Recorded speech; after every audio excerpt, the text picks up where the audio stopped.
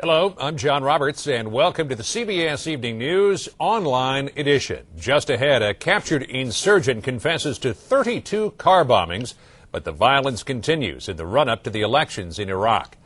Here at home, is racism on the menu at a popular restaurant chain? We'll take a look.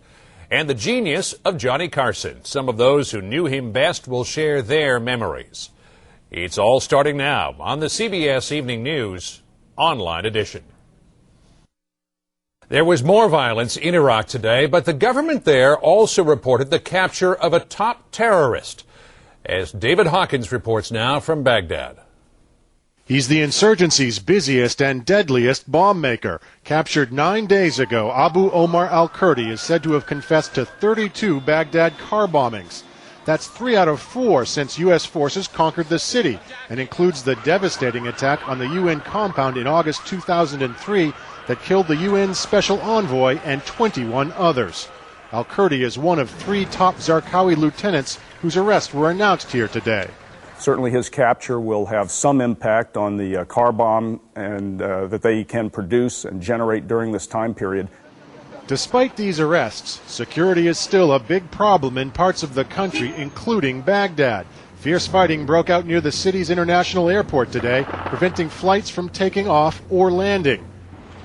Earlier, a suicide car bombing rattled the city, injuring 10 people outside the campaign headquarters of the Iraqi prime minister. Zarqawi's group claimed responsibility for the attack. Over the weekend, the Jordanian-born terrorist released a tape threatening an all-out war in the days leading up to the elections. Perhaps to reinforce that point, today another bomb blast rocked a Baghdad school, one of the few polling stations that's been publicly identified. Damage was light, but the message to voters was clear. I support the elections, but I'm not gonna vote because I'm afraid of myself, I'm afraid of my family. Many Iraqis who do intend to vote won't know where to cast their ballots until the very last minute. And they'll be voting for political party lists, not specific candidates, which is just as well because there are no candidates' names on the ballot. Some have kept their names secret for fear of assassination. David Hawkins, CBS News, Baghdad. Another big restaurant chain is facing charges it discriminates against many of its customers. The Waffle House chain, which serves 160 million people a year in 25 states, is being sued in several southern states. Waffle House is known for a friendly, down-home style. But Mark Strassman reports some call its service downright unfriendly. Dozens of black customers say instead of Waffle House food, they were served some old-fashioned racial discrimination. I need a waffle on 2, I'd like 1. And they're suing. So, never treated like that before? Nope, never. Michael Smith says at this Waffle House in Charlotte, a waitress deliberately ignored him, but kept serving white customers. Then she told him that if I didn't like it, I could get out, go somewhere else or whatever. She talked to me like I was dirt, and everyone in the restaurant could hear it. And no question to you it was race? No question whatsoever. Dan and Marcia Crumbaugh overheard the exchange. Outraged, they told Smith to count on them as witnesses. Make you uncomfortable? Yeah. You uncomfortable? Very. Yeah, I just again, couldn't believe what was going on, and it was just, it was very blatant. It made me so uncomfortable I couldn't eat. I just couldn't eat. Other black customers say employees taunted them with racial slurs. Enrique Lang at a Waffle House outside Atlanta. If we didn't like it, we could go to Church's Chicken, Leroy. Andre and Mary Malone by a Waffle House waiter in Alabama. Monkeys are happy animals, was the phrase that he kept saying. More than 90 customers are now suing the chain, claiming that poor service or derogatory comments by employees added up to racial discrimination. Is there such a pattern? No. There is no pattern, because there is no practice of race discrimination at Waffle House. Attorney William Hill represents Waffle House and says the company has a rigorous anti-discrimination policy. While Denny's and Cracker Barrel settle similar discrimination suits, Waffle House won both cases to come to trial so far and is investigating the others. And if there's even a whiff of race discrimination, Waffle House launches a thorough investigation. Michael Smith says Waffle House officials later blamed bad service. I know the difference between bad service and discrimination. Side hash brown? The difference between a forgettable meal and a bad taste that lasts forever. Mark Strassman, CBS News, Atlanta. Tributes to Johnny Carson are still pouring in the day after his death at age 79. Some are from the Hollywood elite, but Jerry Bowens reports Carson is especially mourned by the millions he sent to bed each night with a smile.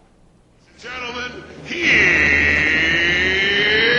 Johnny. Most everyone who saw Johnny Carson over his 30 years on The Tonight Show felt they knew him and his sidekick, Ed McMahon. Over 105 in Los Angeles. Over 105 in Los Angeles. Year after year, through Vietnam, social unrest, and political scandal, Carson gave Americans something to laugh about before they called it a night. Under the Reagan plan, how old will you have to be to collect Social Security? Karnak was always good. Today, tourists visited his star on Hollywood's Walk of Fame and remembered him like it was just yesterday. You kind of could keep track of what was going on in the world from what Johnny was talking about. You've been waiting so long, you would applaud the replaying of the Rodney King tape again. His trademark monologue set the tone nationwide. Sharp, but not offensive. His target? America's funny bone. I've always thought of myself as an entertainer. I go out to amuse people, to make them laugh. Of the 24,000 guests he had, the San Diego Zoo's Joan Embry was a favorite.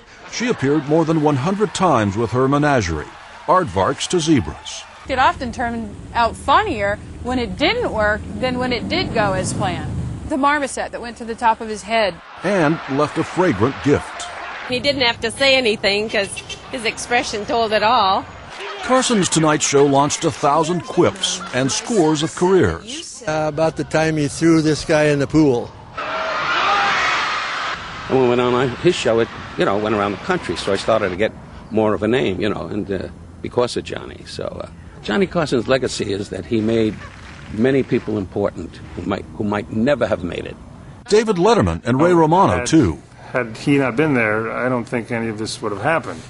But for all his enormous popularity, the man who grew up and started his TV career in Nebraska was intensely private. He drew a curtain between reality and the stage. See, when I'm in front of an audience, it's a different thing. If I'm in front of an audience, I can feel comfortable. Why? I'm in control. And he left in control, retiring in 1992 with an understated farewell. And so it has come to this. I am one of the lucky people in the world. I found something I always wanted to do, and I have enjoyed every single minute of it. And late-night television's never been the same, not quite as funny as when millions of Americans welcomed Johnny into their homes. Jerry Bowen, CBS News, Hollywood. More stories are just a click away, but be sure to join me on television for the on-air edition of the CBS Evening News. On Tuesday's broadcast, what a way to go. From mummification to turning ashes into diamonds, some creative, out-of-the-box new ways people are planning their journeys into the hereafter. For CBSNews.com, I'm John Roberts.